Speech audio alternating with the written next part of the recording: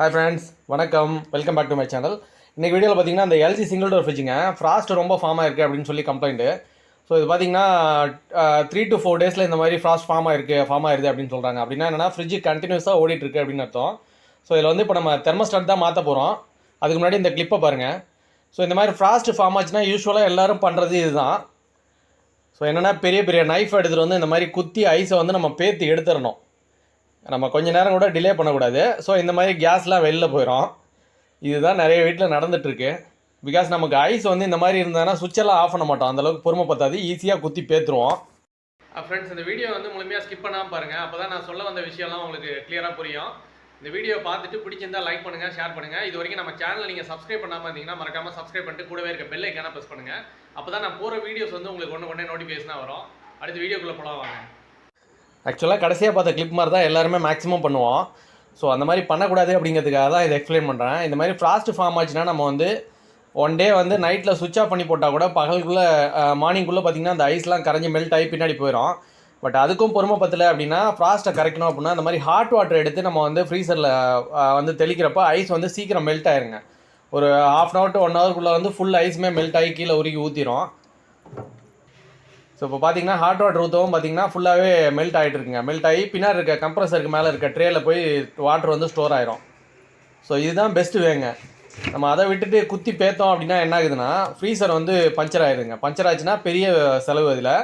First of all இந்த மாதிரி பண்ணுறப்ப என்ன ஆகுதுன்னா ஃப்ரீசர் வந்து டேமேஜ் ஆகுது. அண்ட் அது இல்லாமல் உள்ளே இருக்க ரெஃப்ரிஜரண்ட்டும் வேஸ்ட் ஆகி வெளில போயிருதுங்க. ஸோ இது வந்து அலுமினியம் பாக்ஸு, அதனால் வந்து இது வெல்டிங் பண்ணுறதுலாம் சாத்தியம் கிடையாது. அதனால் ஃப்ரீசர் பாக்ஸ் கண்டிப்பாக மாற்றி ஆகணும். இதில் நிறைய பேர் பண்ணுற தப்பு என்னென்னா அதுக்கப்புறமும் பார்த்தீங்கன்னா ஃப்ரீசர் டேமேஜ் பண்ணதுக்கப்புறமும் வீட்டுக்கு தெரியாமல் ரன் பண்ணுவாங்க ஃப்ரிட்ஜை. ஸோ அந்த மாதிரி தான் எனக்கு நிறைய வாட்டி வந்திருக்கு கம்ப்ளைண்ட்டு. ஒரு நாள் இல்லை 2 நாள் வந்து ரன் பண்ணிடுவாங்க. ரன் பண்ணிட்டு தான் என்கிட்ட சொல்லுவாங்க. அப்போ போய் பார்க்குறப்ப என்னென்னா இந்த ஃப்ரீசருக்குள்ளே இருக்க வாட்டர்லாம் இருக்குல்ல, அது வந்து காப்பர் லைன் வழியாக வெளியில் வந்து கம்ப்ரஸருக்குள்ளே போய் ஸ்டோர் ஆயிருங்க, சேவ் ஆயிருங்க. ஸோ கம்ப்ரஸரில் இருக்க ஆயில் அண்ட் வாட்ரு மிக்ஸ் ஆகி வந்து கம்ப்ரஸர் ஃபால்ட் ஆகிறதுக்கு நிறைய வாய்ப்பு இருக்குது. ஸோ மோர் தென் 5,000 to 6,000 இந்த மாதிரி ஆச்சுன்னா செலவாகும். ஸோ அதனால் வந்து முடிஞ்ச அளவு இந்த மாதிரி பண்ணுறதை அவாய்ட் பண்ணுங்கள். ஐஸ் ஃபார்மேஷன் ஆகுது அப்படின்னா ஒன்று டீஃப்ராஸ்ட் பட்டன் அழுத்துங்க, இல்லைனா ஃப்ரிட்ஜை வந்து ஆஃப் பண்ணி 12 hours ஆஃப் பண்ணி போட்டிங்கன்னா ஆட்டோமேட்டிக்காக ஐஸ் வந்து ஃபுல்லாக மெல்ட் ஆயிரும். ஸோ அதை விட்டுட்டு இந்த மாதிரி நைஃபை வச்சு குத்துறது இதில் தான் நிறைய பிரச்சனையாக வருது. ஸோ இப்போ பாருங்கள், இந்த ஃப்ரீசரை சுற்றியுமே ஐஸ் ஃபார்மேஷன் வந்து ஃபுல்லாக இருக்குங்க. ஸோ இதை வந்து இப்போ டீஃப்ராஸ்ட் பண்ணாமல் கூட நிறைய பேர் ஓட்டிகிட்டு இருப்பாங்க. அந்த டீஃப்ராஸ்ட்டு ஆர் சுவிட்சை ஆஃப் பண்ணாமல் வந்து பண்ணால் கூட ப்ராப்ளம் ஆகுங்க. ஃப்ரிட்ஜில் வந்து நிறைய ப்ராப்ளம் வருது, ஃபேஸ் பண்ணுறோம். என்னென்னா இந்த மாதிரி ஃப்ரீசரை சுற்றி ஐஸ் ஃபார்ம் ஆச்சுன்னா அதர் பிளேஸுக்கு கூலிங் போகாதுங்க. ஸோ ஃப்ரிட்ஜுக்குள்ளே இருக்க கீழே காய்கறி ட்ரேக்கு எல்லாம் வந்து கூலிங்கே போகாது. அதனால் வந்து நம்ம இட்லி மாவு இந்த காய்கறிலாம் வைக்கிறப்போ வந்து சீக்கிரம் வந்து கெட்டு போயிருங்க. ஸோ அதனால் அதையும் வந்து நம்ம பார்த்துக்கணும். ஐஸை வந்து சீக்கிரம் மெல்ட் பண்ணுறதுக்கான வழியை பார்க்கணும். ஸோ அதே மாதிரி வந்து திரும்ப ஆகிட்டு இருந்தது அப்படின்னா நம்ம இப்போ பார்க்குற இந்த தெர்மோஸ்டாட் தாங்க சேஞ்ச் பண்ணி ஆகணும். இப்போ தெர்மோஸ்டாட்டை ஐஸோடு சேர்த்து கழுறப்போ வந்து அந்த தெர்மோஸ்டாட்டில் இருக்க டியூப் வந்து கட் ஆகிடுச்சிங்க. ஸோ இது ஆல்ரெடி நம்ம வந்து தெர்மோஸ்டாட்டை சேஞ்ச் பண்ண போகிறோம். ஸோ அதனால் ப்ராப்ளம் இல்லை. இப்போ பார்த்தீங்கன்னா கீழே பாருங்கள், ஐஸ் பார் இவ்வளோ பெருசு இருக்குது. ஸோ இந்த ஐஸ் பாரில் ஃபுல்லாகவே வந்து அந்த ஃபீலர் பல்பு டியூப் வந்து ஃபுல்லாகவே அதில் இருக்குங்க. ஸோ அதனால் இது கட் ஆயிடுச்சு. இப்போ காட்டுறது தான் பார்த்தீங்கன்னா ஃபீலர் பல்புங்க. ஸோ இது வந்து வாலடைல் டியூப் அப்படிம்பாங்க. இந்த வாலடைல் டியூப்புக்குள்ளே வந்து வாலடைல் கேஸுங்கிறது இருக்குங்க. இது வந்து கேப்லரி டியூப் மாதிரி தான் இருக்கும். இதுக்குள்ளே தான் கேஸ் வந்து போகும். ஸோ அடுத்து நம்ம வந்து நியூ தெர்மோஸ்டாட் மாற்ற போகிறோம். ஸோ சேம் எல்ஜிக்கு சூட் ஆகிற மாதிரி தெர்மோஸ்டாட் இது. இப்போ இதை வந்து அந்த இடத்துல ப்ளேஸ் பண்ண போகிறோம். ஸோ இந்த தெர்மோஸ்டாட் ப்ளேஸ் பண்ணுறப்பையும் வந்து பார்த்திங்கன்னா ரொம்ப கவனமாக இருக்கணும். அந்த கேப்லரி டியூப் மாதிரி இருக்கிறது வந்து ரொம்ப வந்து பல்ஜ் பண்ணிடக்கூடாது. பெண்ட் பண்ணோன்னா அது வந்து டேமேஜ் ஆகிறதுக்கு நிறைய வாய்ப்பு இருக்குது. அதனால் வந்து ரொம்ப கேர்ஃபுல்லாக தான் டீல் பண்ணோம். ஸோ இப்போ இந்த தெர்மோஸ்டாட் மாற்றுற மாதிரி வீடியோ ஏற்கனவே நம்ம சேனல் நிறைய அப்லோட் ஆகிருக்குங்க. இருந்தாலும் இப்போ இந்த வீடியோ வந்து ஜஸ்ட் ஒரு இன்ஃபர்மேட்டிவாக இருக்கணும் அப்படிங்கிறதுக்காக நான் வந்து இதை அப்லோட் பண்ணுறேன். ஸோ இப்போ இதில் என்ன ப்ராப்ளம் வருது, இந்த மாதிரி ஃப்ராஸ்ட் ஃபார்ம் ஆகிட்டே இருந்ததுன்னா என்ன ப்ராப்ளம் வரும், நம்ம கண்டுக்காமல் விட்டுட்டோம் அப்படின்னா என்ன ஆகும் அப்படிங்கிறத ஃபஸ்ட்டு தெரிஞ்சுக்கலாம். பொதுவாக ரெஃப்ரிஜிரேட்டரு அண்ட் ஏர் கண்டிஷனர் 2 கான்செப்ட்டும் ஒன்று தான். என்ன பேசிக்காக நம்ம தெரிஞ்சுக்கிறது என்னென்னா உள்ளே வந்து கூல் பண்ணுது அப்படின்னு தான் நம்ம தெரிஞ்சிட்ருக்கோம். பட் டெக்னிக்கலாக என்ன நடக்குது அப்படின்னா ரெஃப்ரிஜிரேட்டர் ஆர் ஏர் கண்டிஷனர் ரெண்டுமே என்னென்னா உள்ள ரூமில் இருக்க டெம்பரேச்சரை வந்து குறைக்குது மீன்ஸ் என்னென்னா உள்ளே இருக்க டெம்பரேச்சரை வந்து அப்சர்வ் பண்ணிட்டு போய் ஹீட்டை அப்சர்வ் பண்ணிட்டு போய் வெளியில் வந்து எக்ஸ்சேஞ்ச் பண்ணுது. ஸோ அதான் வேலை. இது வந்து ஹீட் எக்ஸ்சேஞ்சராக தான் செயல்படுது. ஸோ அதனால் என்னென்னா ஒரு இடத்துல வந்து டெம்பரேச்சர் இருக்குது அப்படின்னா அந்த டெம்பரேச்சரை வந்து வெளியேற்றிட்டோம் அப்படின்னா ஆட்டோமேட்டிக்காக அந்த இடத்துல கூலிங் வந்துடும். அதே தான் இதுலேயும் நடக்குது. ஸோ என்ன பண்ணுதுன்னா ஃப்ரிட்ஜ் வந்து வெளியில் இருந்து ரெஃப்ரிஜரண்ட் பார்த்திங்கன்னா கம்ப்ரஸ் பண்ணி திரும்ப கேப்லரியில் மாறுறப்ப கூல் லிக்விடாக வந்துடுதுங்க. ஸோ கூல் லிக்விடாக வர அந்த ரெஃப்ரிஜரண்ட் வந்து இந்த ஃப்ரீசர் பாக்ஸில் வந்து இந்த லைனில் வந்து சர்க்குலேட் ஆகுங்க. அந்த லைனில் சர்க்குலேட் ஆகிறப்ப என்ன ஆகுனா உள்ளே இருக்க ஹீட்டை வந்து அந்த கூல் லிக்விடை அப்சர்வ் பண்ணிட்டு கேஸாக மாறிடுதுங்க.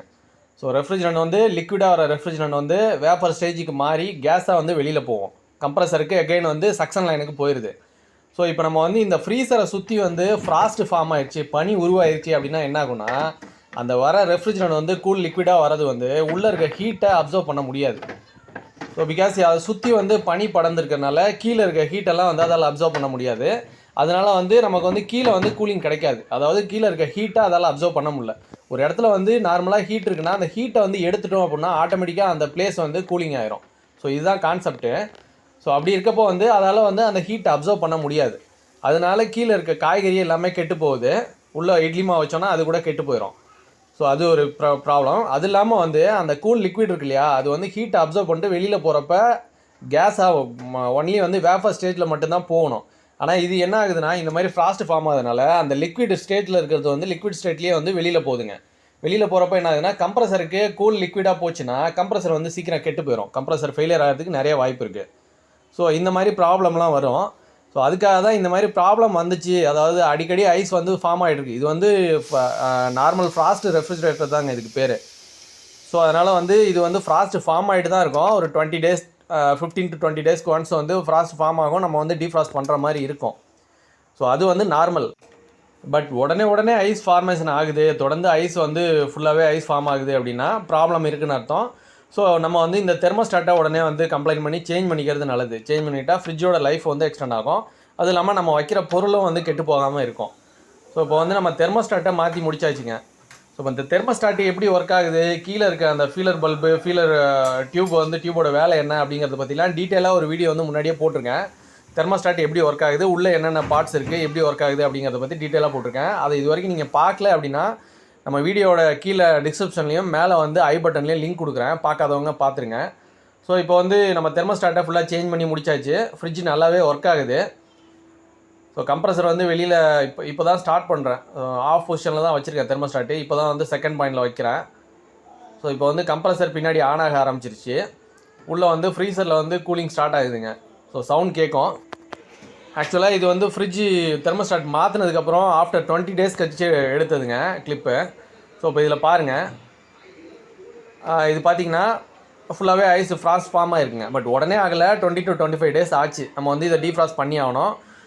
மெஜாரிட்டி பார்த்திங்கன்னா இந்த மாதிரி கம்ப்ளைண்ட் எல்லா ஃப்ரிட்ஜ்லேயுமே இருக்குங்க. இது வந்து யூஸ்வல் தான், டீஃப்ராஸ்ட் பண்ணி தான் ஆகணும் மந்த்லி ஒன்ஸ். ஸோ அந்த தெர்மோஸ்டாட் சேஞ்ச் பண்ணியும் எனக்கு வந்து ஒழுங்காக செட் ஆகலை அப்படின்னு யோசிக்கிறவங்களுக்கு இந்த சப்ஜீரோ கண்ட்ரோலர்னு ஒன்று இருக்குங்க. இது மாத்திரம்னா கரெக்டான வேல்யூவில் கட் ஆஃப் ஆகும். ஸோ இதை பற்றின வீடியோ வந்து நம்ம சேனலில் சீக்கிரம் அப்லோட் ஆகும். அடுத்து பார்க்கலாம். தேங்க்யூ.